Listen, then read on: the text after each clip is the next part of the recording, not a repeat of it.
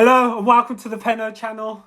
Aston Villa 3, Wolverhampton Wanderers 1. Another 3 points for Unai Emery and the Aston Villa boys. And Jesus. Wow. It took the second half for us to start playing.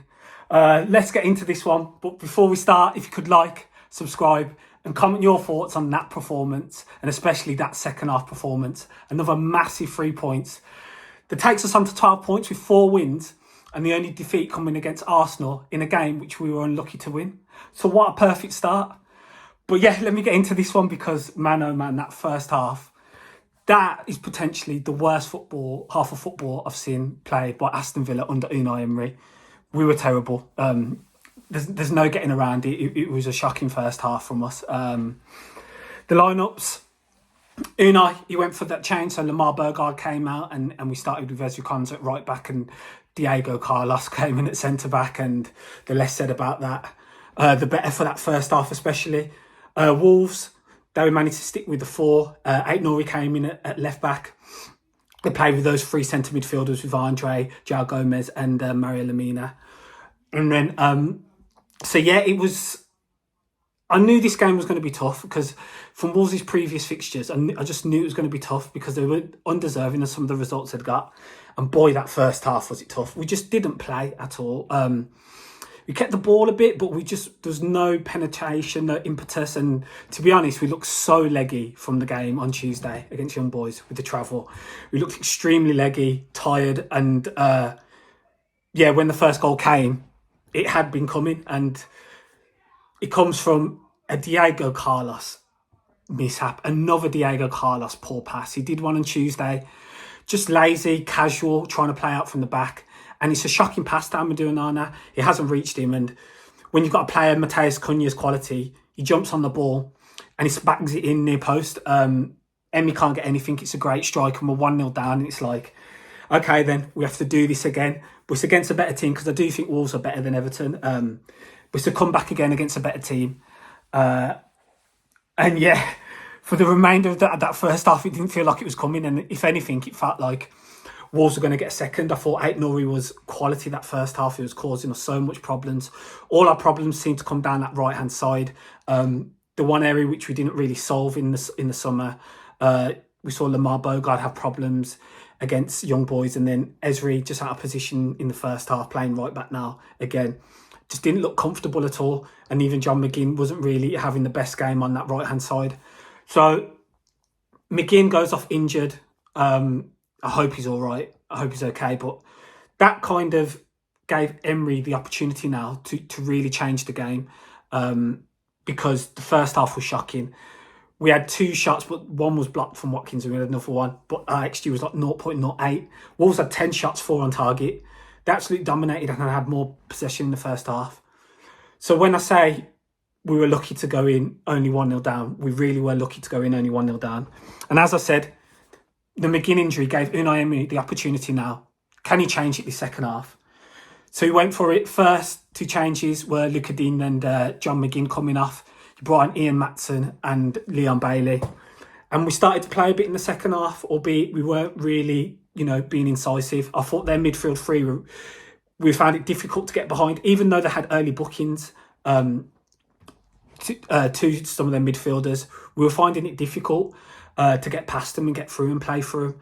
But as the game went on, we started to play a bit more. Duran and Bailey, I thought, had a really good half of football. And he was just direct and something we'd missed.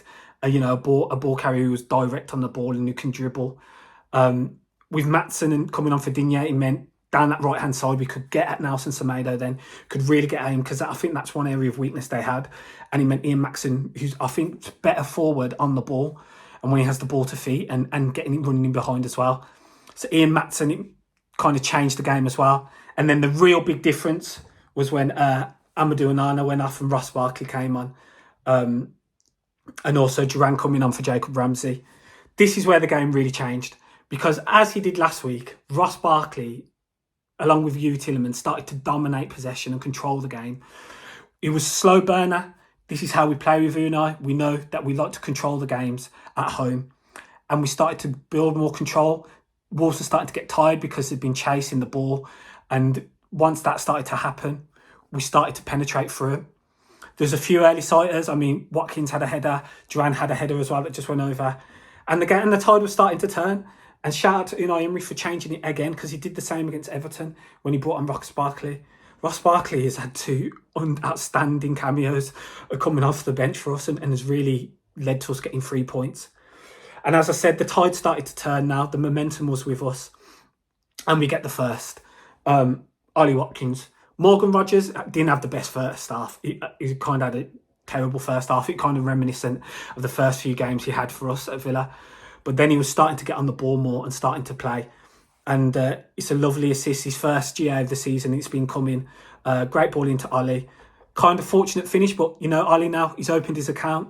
The luck and the finishing will start to come. He'll start to get the goals and the ball goes in and we make it 1-1. And that just felt like then the whole momentum, the crowd was up.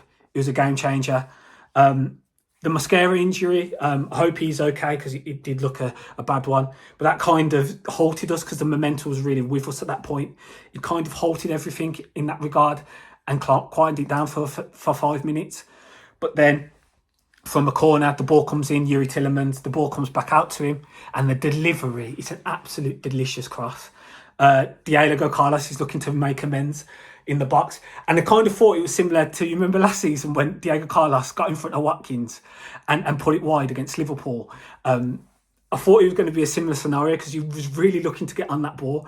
Luckily, he missed him, and Konsa's done well because Carlos was in front of him, and he's done well to kind of like dive and get his foot on it and pull it bottom corner. And it's a great finish, to be honest, because it's hard to see the ball because Diego Carlos is in front of him, and he's kind of hit it with the outside of his foot as well. Fantastic finish from Ezri Konsa, and that gets us up in the lead 2-1, and we kind of deserved it because the stats then for that second half, Wolves had no shots second half, 0. We had 70% possession as well. We had about 9 shots, 4 on target. We had 5 big chances, missed 2 of them. The whole tide and momentum had changed, and it was down to Unai Emery's substitutions and really just getting that momentum back and fresh legs, because we did look very lethargic and very tired from the game on Tuesday midweek. Wolves had made 10 changes from the midweek game they played against Brighton. So they did look fresher that first half, but the way we started playing and getting control, it was just going to be our game and we were going to win it. And the Konsa one goes in, and you think now, when you see the amount of extra time that's been added on, it's 13 odd minutes, you're like, okay, wow. Due to the injury, this is going to be a long one. But we killed the game off. And it's that man again, the Colombian superstar, JD9, that guy, John Duran, gets on the score sheet again. That's now 4 goals in 5 games, all of them coming off the bench. The guy's a joke. 4 separate games, the goals coming in as well. He's an absolute menace. And the goal comes from, again, John Duran kind of has a loose touch in the centre of the pitch, but that was the first, sorry. The third comes from good play from Tillemans on the ball, really good control, plays the ball into Ian Maatsen, who makes a great decision because Morgan Rogers makes a lovely run in behind their centre-backs. He plays a great ball down the line and squares it across for an empty net for John Duran, and he makes it 3-1, and that's game, set and match. Game's killed off from that point, and 3 points. Unbelievable comeback. And now with Villa, you don't feel like, when we go 1-0 down now, you feel like any game we can get back into. It is a concern because we kept no clean sheets, which is a big worry. We need to start fixing up that defence, and the lapses in concentration, they are going to cost us in some games, but they haven't cost us as yet. And we need to start getting them clean sheets, because I know the defence isn't going to be happy, and Emery isn't going to be happy because he was so mad that end of that first half. At the end of that first half, he was livid. He was very, very angry, and he has every right to be. And he's come out and said after the game that it was his mistake for the way we were playing, and it was his fault, for how we set up. Took full responsibility and made the necessary changes to change that. And we come out winning 3-1, and we beat the dogheads, man. And it didn't look like it was happening first half, I can't lie. We were very lucky to only be 1-0 down, but the magic of Unai Emery, Aston Villa currently as a club on the pitch, we came back, got the 3 points, and we go to 12 points, level on points currently with everyone at the top, Liverpool and City, and we sit joint top. Obviously with City playing Arsenal tomorrow. But I was just so thankful because I didn't see it coming. At the first half, it was so bad. I just didn't see it coming, but you have to just keep the faith now.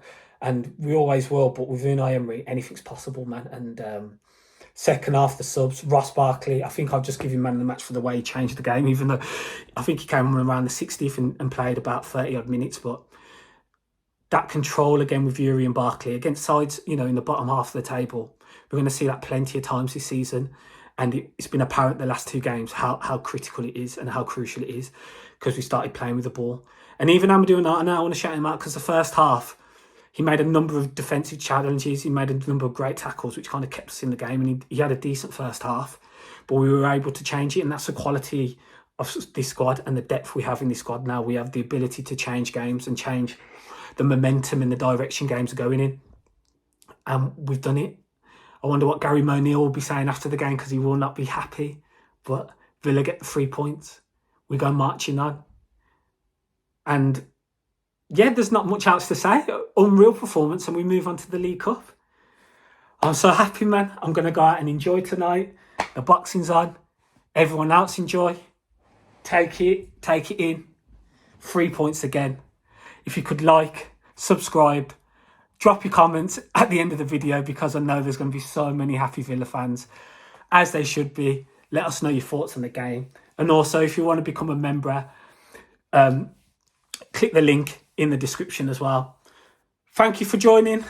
We move on to Wycombe on Tuesday. Up the Villa. And I'm so happy. It's more than you can believe.